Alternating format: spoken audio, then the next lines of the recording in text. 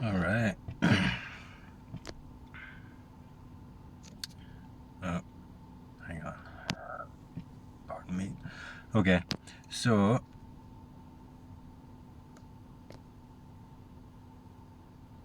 I'm going to respond to this comment here.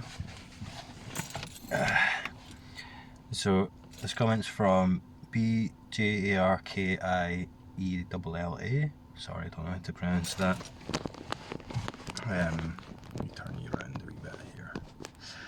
Hi again, David. As you were going through the thought exercise in the end, I was following along whilst eating at a canteen. What I think is a space of no thought is where I think I'm not applying any labels on things, such as a chair, fork, etc. It kind of feels to be at ease, but a little forced. There's a definite difference between when a thought pops in, and then again when it releases or is gone, and I'm back at ease. But then again, it feels like my attention is efforted here, if that makes any sense. This is perhaps the gap that is so often talked about. However, I'm having difficulties feeling into or getting how a thought is a part of this gap, how it is a part of this whole. Do you know what I mean? It just feels like I'm missing some basic point here. Yes, I totally get you. So the issue here is this subjective position. So I'll describe the experience of this subjective position. And what effect it has on framing the experience. So this is the position of the thinker, or the position of the observer. So when we practice, we assume this position in mind of the practicer, of the one observing and relating to my thought experience. So we're monitoring the thought experience, and that monitoring happens from a point of view that's separate from the thought experience. From this assumed separate point of view, the thought experience is going to appear across a timeline, and it's going to appear as thoughts being distinct from each other, appearing in sequence in a narrative across this timeline. So that's this point of view of the thinker, this assumed position of the subjective me in mind, relating to observing, somehow in control of my thought experience. It's passing by whilst I remain as the always here static observer. Okay, so if you can relate to that experience, that's the felt sense of the thinker. It's a confusing place to be because the thinker isn't real, so it's just a thought, so it has limitations. It can't quite understand the nature of a thought experience. So let me describe it from a different so-called point of view. What I'm pointing to really isn't a point of view, but let's try it here. So the substance of thought, the awareness in which and as which it appears, the self-awareness, the knowingness that allows this subjective, objective thought experience to even be noticed, even be known and experienced as what's happening. What we're doing is we're relaxing into that awareness as the primary experience. That awareness doesn't know the difference between the subjective position or the difference between objective thoughts or no thought. It's just ever present, ever aware, transcendent of time. So we're relaxing this thought experience through inquiry such that we can relax the movement down to the point where there's almost like, no formed thought. In that there's a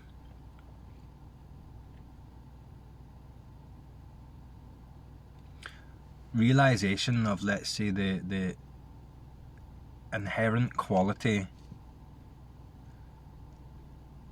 of all experience as being inherently self-aware, without there needing to be a subjective position to confirm that with a thought, or a subjective position at all here to confirm anything about it in the objective sense. Self-confirmingly, inherently self-aware. So it kind of, at least for me and a lot of people I talk to, it has to be like the thoughts have to relax down to the extent where this inherent self-awareness can ongoingly confirm itself, not as a conclusion, but as the ongoingness, as the verbingness quality of experience, infinitely right now. So I heard it described well as the waves on water. So in a storm, the water's moving. So the water represents this inherent self-awareness, this consciousness, this I amness of existence. In this context, we're talking about it in the space of mind. The waves on the surface and the distortions on the surface represent the movement of thought. So if you were to look in between the waves here, that would represent the absence of thought, or this gap that we're talking about. The substance of the thought experience, or the substance of the water, the consciousness, is still what it is, because it always is.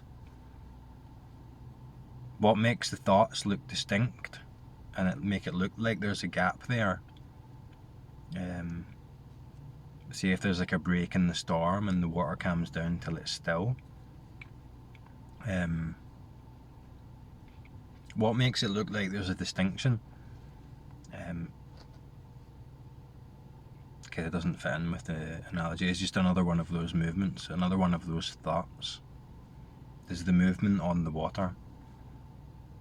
So when that movement calms down enough such that the water's clear and still, then what shines through is the consciousness it's made of, the inherent awareness, the knowingness, the self-aware, alive, present beingness that water represents here. And that can only really become apparent, or usually it becomes apparent when the water is still. So the substance of the water never changes, despite the movements of the waves. So the really, and from that point of view, there's no difference between the wave and the stillness. It's still water. It's still awareness. It's still consciousness. That's how I would describe the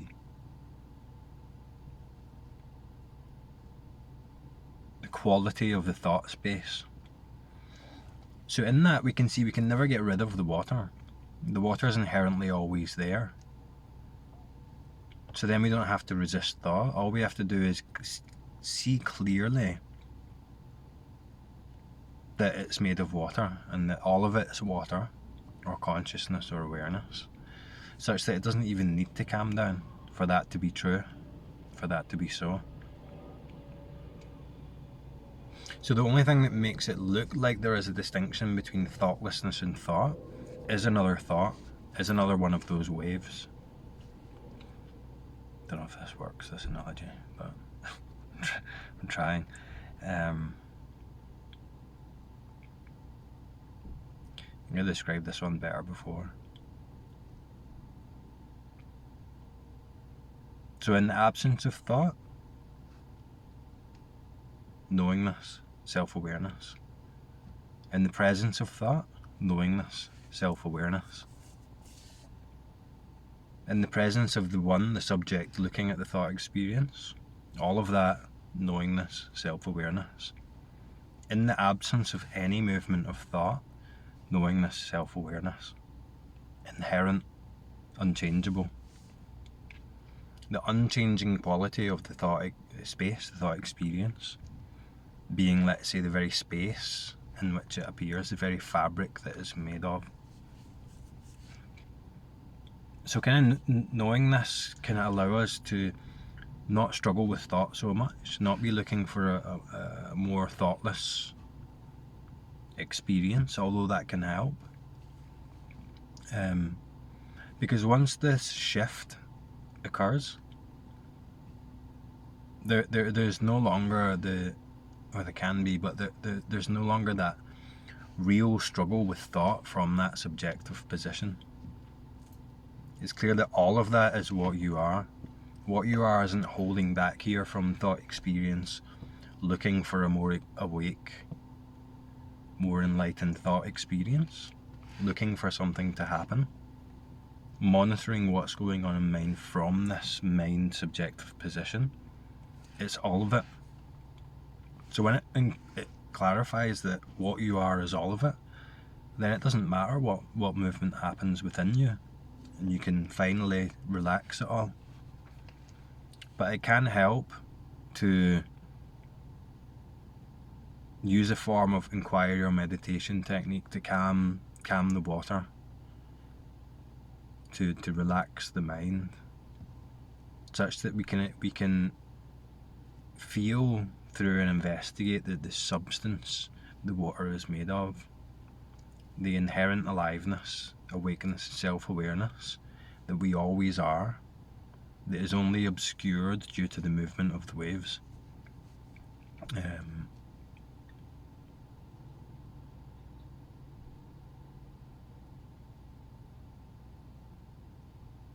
So when we ask what will be the next thought, for a minute the storm calms down and the waves subside, and then they come back. But, right, there is this is what's so paradoxical and strange, and I can never just outright tell you. In a way that's going to make sense, because I'm always going to be talking partially to the subject that's monitoring all this. But what I'm trying to point to now is that subject, and that's a thought. That's an assumption that's being held. It's a very subtle kind of overarching thought that is upheld by the context, the felt and assumed context of this whole observing the thought space and what those thoughts are, what's happening in that thought experience. The assumption is that I'm here, I'm the subject, separate from and relating to that thought experience. Inquiry is, so to speak, turning attention round back towards that subject and asking, what am I here that's struggling with thoughts, that's aware of all this? Doesn't appear as a conclusion. It's never confirmed as an objective experience from that subjective position, because that position is a thought. That just relaxes when we keep looking, and then we see that it was never there. Someone in the comments said that when they direct attention towards thought, the thought like dissipates or dissolves. I can't remember the words they used, but I liked the way they phrased it. And it's the same thing with the subject. You turn the attention back towards the felt sense of the subject, look for it, and it dissolves, it dissipates, it can't be found. When the objective thoughts start up again, the automatic thing is that the suggested reality, due to the context of that thought experience being observed from here, the suggested reality of that subject comes back online, and you're back observing thoughts, monitoring your thought experience, trying to get something. Turn the attention back round. What am I that's observing this? Is it here? Where am I observing it from in mind? Am I separate from the thoughts? Like, where am I in this?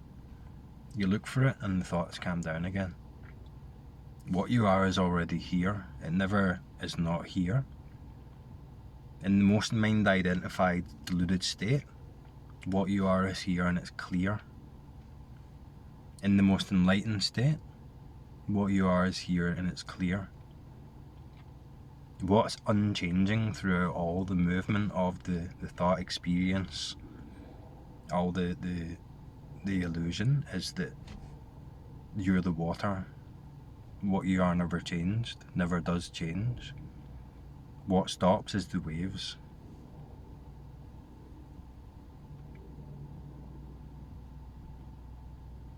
But then once you know that you're the water, the waves can be as violent as they like, but you know what you are, so it doesn't matter. And those waves do tend to calm down, because the waves are there, the objective thoughts are there, in large part to continually reflect a version of reality and uphold this illusion of the felt sense of me.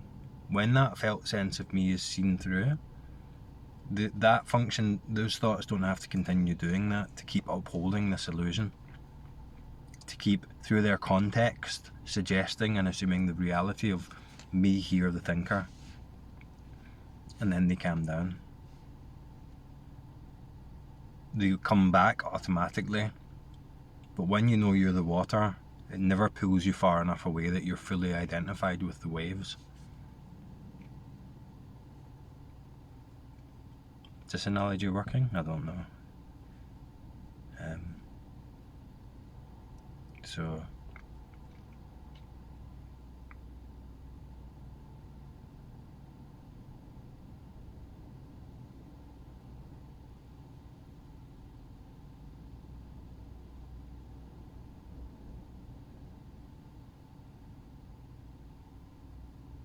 So it's much more of a stopping,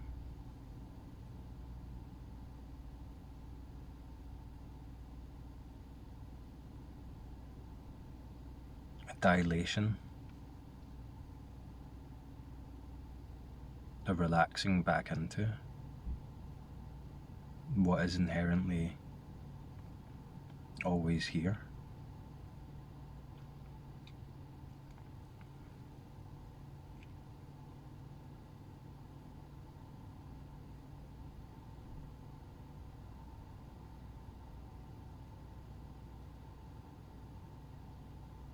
So you could look at the sky and see the clouds passing. And a very well known kind of mindfulness prompt is that you are the sky. The clouds pass through you. You are the static observer, witnessing the movement of the clouds. But in this I'm saying you are the clouds and the sky, and it all moves within itself. Nothing separate.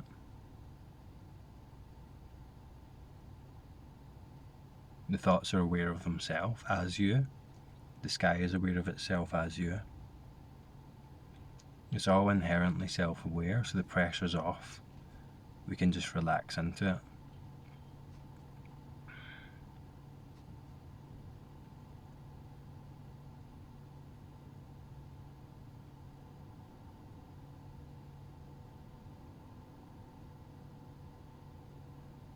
You can ask, what am I that's always here?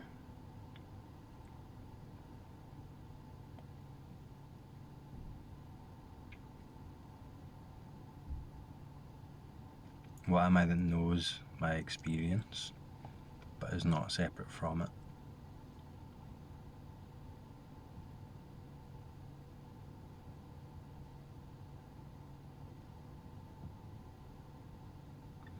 We can even move closer towards the thought and try and pinpoint when the thought starts and when the thought ends. Finally, like acutely, closely at its edges and see, is there a start and is there an end?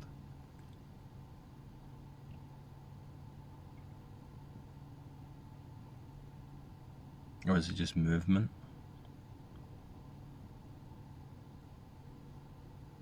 Where is the limit of one thought? How close can I get to the thought such that I'm not separate from it?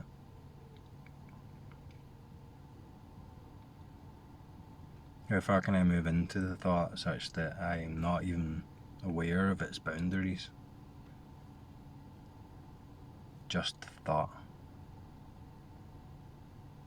Substance, just aware, alive, present knowingness.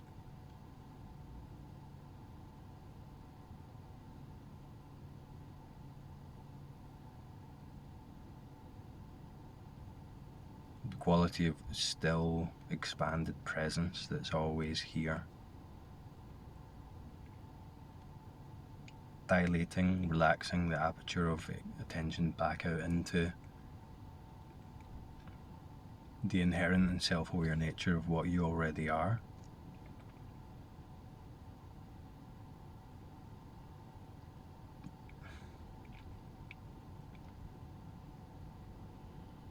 The comments are great. I can see people answering their own questions as usual.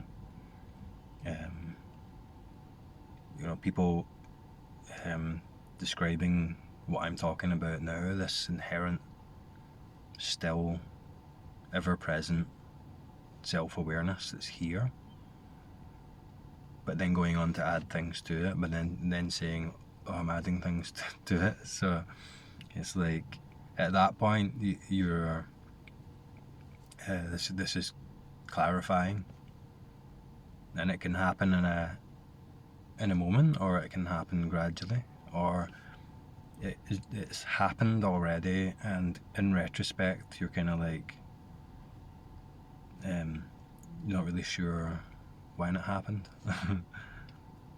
Because this what you are is transcendent of time. It doesn't fit into that subjective point of view narrative. So something awesome is happening, like there's like an acceleration of this awakening. Like right now I've noticed, I don't know if that's just because this channel is how I interact with people and it's busier now, but there's so much clarity here, there's so much so many people moving through this, and I can tell by the way that they're talking, and it might take a while, it might happen quickly, but the thing, there's a break in that.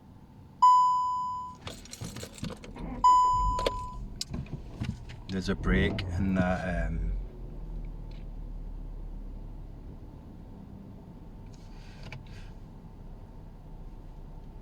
strongly held subjective position, that illusion of me. There's a break in it, and once that's happened, once that glimpse starts coming through in experience and it's accessible, then this will clarify.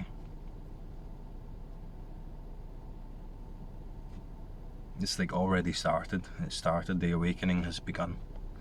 So it's awesome. Anyway, I'm gonna go for now, but I'll talk to you next time.